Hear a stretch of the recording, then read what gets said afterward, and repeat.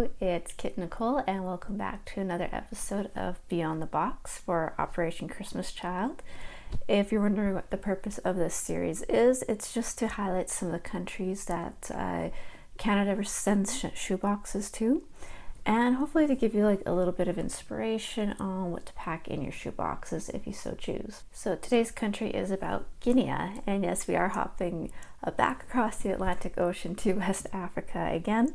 So for Guinea, there are actually 4 other countries in the world that have the word Guinea in its name.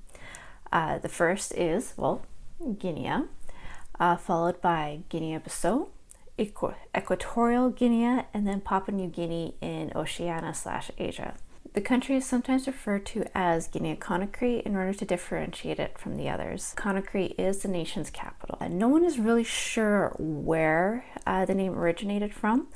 Some think it comes from the Tuareg word Agana, while others think it was in reference to the Guinea trading city in Mali.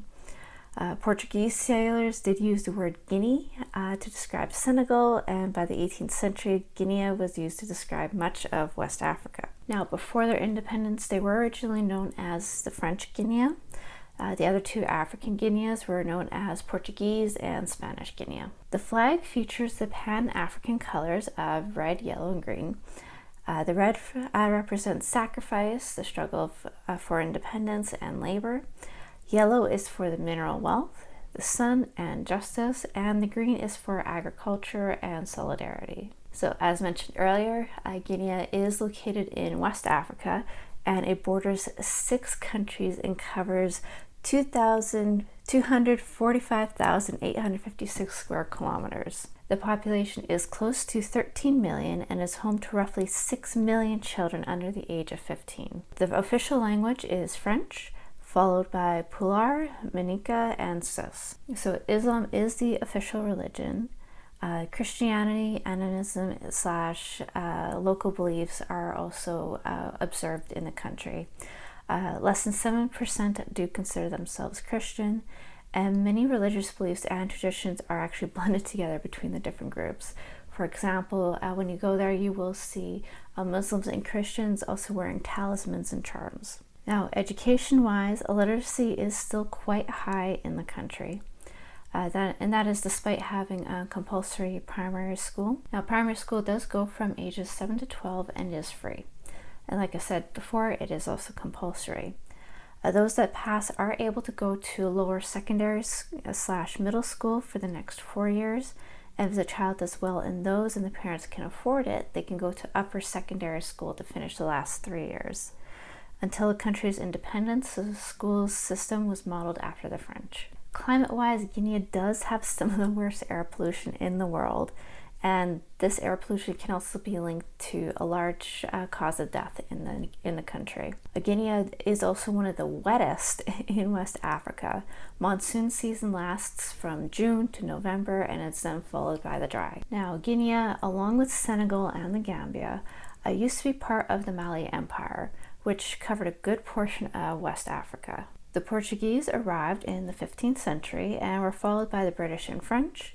A slave trade was developed there and continued to affect the country until the mid-19th century. In 1891, Guinea became a French colony but gained independence in 1956. In 1987, singer-songwriter Moray Conte recorded the song Yeki Yeki, which became the first African single to sell over 1 million copies. From 2013 to 2015, Guinea was hit by an outbreak of Ebola, and it caused over 2,500 deaths there.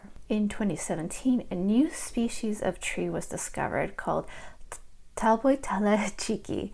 And despite being newly discovered, the tree can grow to about 24 meters high and has exploding fruit pods. As we begin to wrap up, there's just a few little quick facts. While being rich in natural resources, subsistence farming is how most families survive. The Centre d'Art Acrobatique Keith Forbetta in the country's capital of Conakry is well known for training some of Africa's greatest acrobats and contortionists. Guinea also has one UNESCO site, which it shares with Côte d'Ivoire, or Ivory Coast. and that is the Mount Nema Strict Nature Reserve.